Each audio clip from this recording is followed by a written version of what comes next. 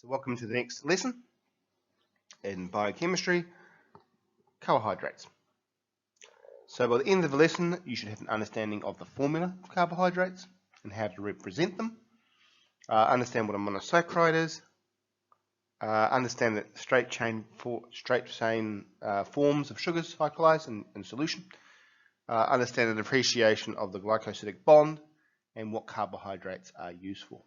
You should also be able to deduce structural formulas of disaccharides and polysaccharides and find the relationship of properties and functions of monosaccharides and polysaccharides due to their chemical structure. Carbohydrates are a family of oxygen-rich biomolecules that play a central role in the metametallic reactions of energy transfer. Most carbohydrates have the general formula as shown on the slide, and they are essentially hydrates of carbon. Although the term is also used for deoxyribose, C5H10O4, and other structurally similar compounds. So there's basically two forms of carbohydrate: the monosaccharides, which consist of a single carbon chain, typically 5 to 6 atoms long, with carbonyl groups and 2 or more hydroxyl groups, and the polysaccharides, which are basically the combination of the monosaccharides. Let's first look at the monosaccharides. Monosaccharides with 5 and 6 carbon atoms in their molecules are known as the pentoses and the hexoses. For example, glucose and fructose are hexoses, while ribose and deoxyribose are pentoses.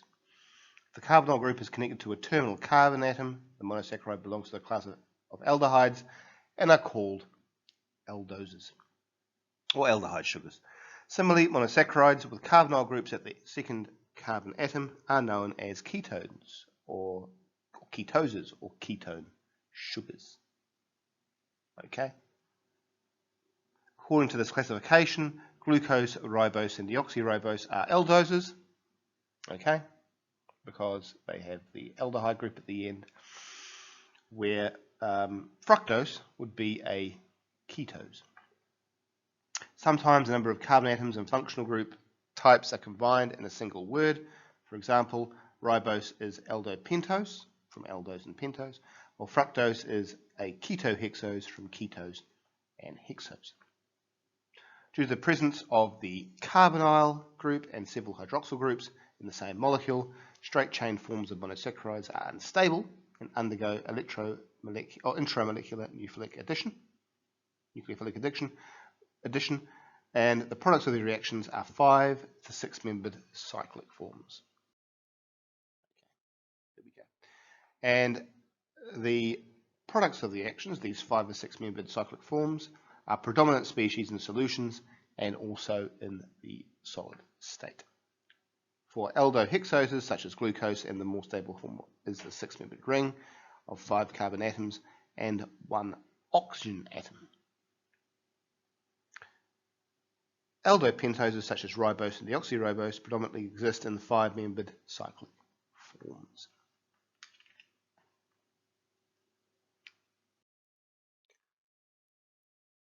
Three-dimensional formula of cyclic carbohydrates are usually represented by something called a Haworth projection, in which the carbon atoms in the ring, together with their attached hydrocarbons, are omitted. Haworth projections emphasize the nature and positions of the functional groups attached to the ring. The cyclic forms of monosaccharides are shown here, okay, in the diagram, and they produce a space-efficient structures which are particularly important for polysaccharides and other complex molecules as we move on.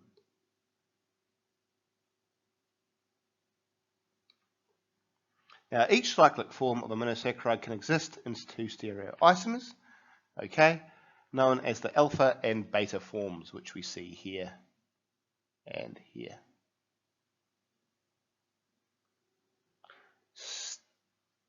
Stereoisomerism of monosaccharides is covered by the HL component coming up and will be discussed later.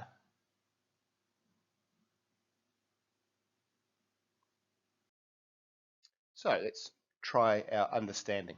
See if you can draw the cyclic structures for the following. So pause the video now and see if you can get it correct. Okay, there we go. That's the cyclic form of alpha fructose. Okay, and that is the cyclic form of alpha ribose. So an important aspect are the reducing sugars as well. Okay, so aldoses, which we looked at previously, like glucose, are called reducing sugars as they can be oxidized. And the redox properties of these monosaccharides depends on the position of the carbonyl group in their molecules.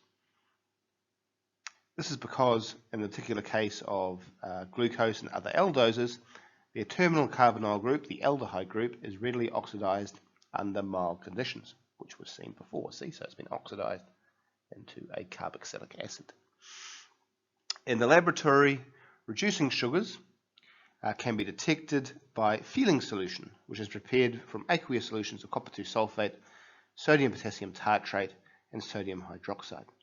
In the presence of an aldose, the copper 2 ions are reduced to copper 1, and the deep blue color of the original solution disappears, and a red precipitate of copper 1 oxide is formed. Fructose and some other ketoses also give positive tests with feeling solution because they quickly isomerize into aldoses under alkaline conditions. So in this particular case, you could use, instead of using feeling solution, a mixture of aqueous copper 2 sulfate and sodium citrate and sodium carbonate. The resulting solution, known as Benedict's reagent, also produces a precipitate of copper 1 oxide in the presence of aldoses. However, the color of the precipitate varies from green to red depending on the monosaccharide concentration, which can be used actually as a qualitative determination or quantitative determination of the amount of reducing sugar in a solution. So in the presence of certain enzymes, monosaccharides and their derivatives undergo condensation reactions to form disaccharides. At condensation, because we're emitting water. For example, the condensation of 2 molecules of glucose, produces the disaccharide maltose, or in the case here, you have the condensation of glucose and fructose to make sucrose.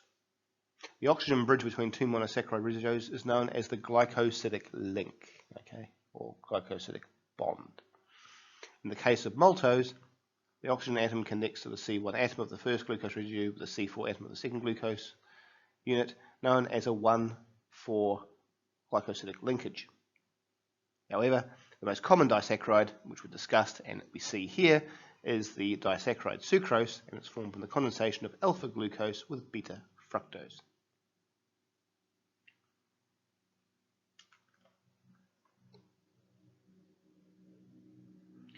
The formation of disaccharides is, of course, a reversible process. In the presence of acids or enzymes, these saccharides can be hydrolyzed to form monosaccharides, for example. So here's another example. Lactose, which is a disaccharide. It's a glycosidic linkage between a beta-glucose and a beta-galactose.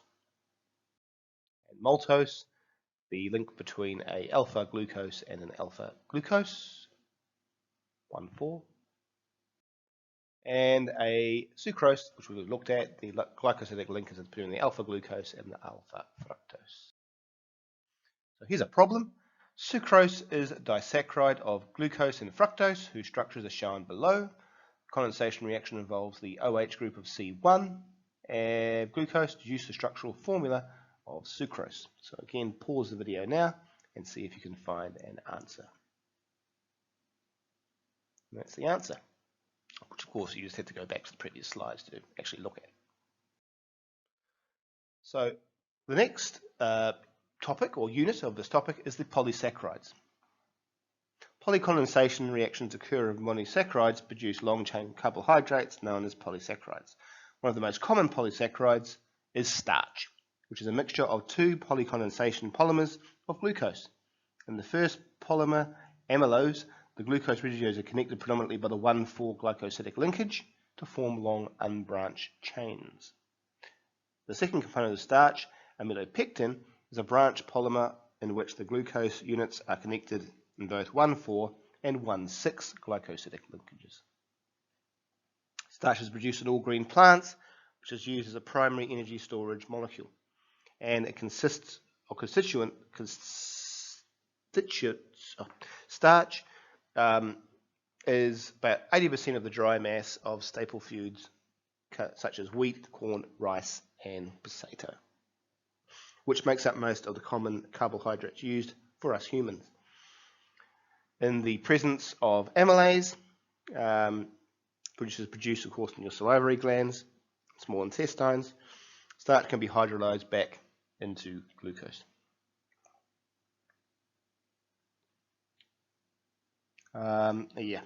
So since the molecular masses of amylose and amylopectin are very large, both starch components are often represented by infinite chains. Okay.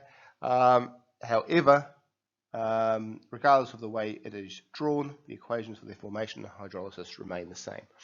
Other two examples are cellulose, which are more involved with plants, and glycogen, which is where we store most of our glucose in the body, in the muscle, and in the liver. And there we go, that's what we were discussing. So amylose first up, a straight chain with a 1,4 alpha glucose glycosidic linkage, and then we have amylopectin, a branch chain of 1,4 to 1,6 alpha glucose triglyceride linkages, making the polysaccharide. So just like with fatty acids, you can have an iodine test for starch. The presence of starch in biological materials can be detected by iodine test. In aqueous solutions of potassium iodide, elemental iodine forms orange-colored tri- and polyiodide ions. When the resulting orange solution is added to starch, tri- and polyiodide ions react with amylose to produce a blue-black complex, and conversely, starch or its individual component amylose can be used for visual detection of iodine and iodine ions in aqueous solutions at concentrations as low as 2 times 10 to the negative 5 molar. And this, of course, can be used in redox titrations, which we've looked at previously. And here is the glycogen. Okay, that's the polysaccharide used for energy storage in the liver and your muscles. And just like amylopectin, branch chain with 1,4 and 1,6 alpha glucose triglyceridic linkages, but this time with more 1,6 branches.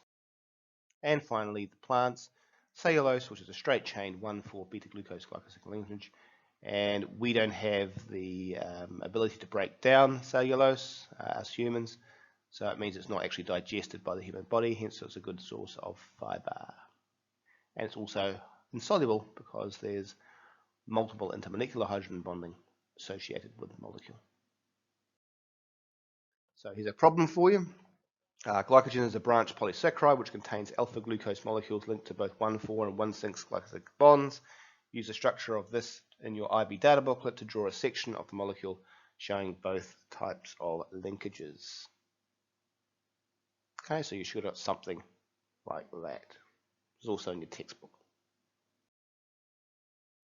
So just a medical note in terms of dietary fiber. Okay, cellulose is an important structural polysaccharide in plants and is an important component of a healthy diet. And the structure of cellulose and the physical properties of dietary fiber will be discussed actually further in the HL component, but that's just basically some medical justification as to why we need fiber in our diet. So you get that, which isn't particularly nice to have, so that's why we need fiber in our diet.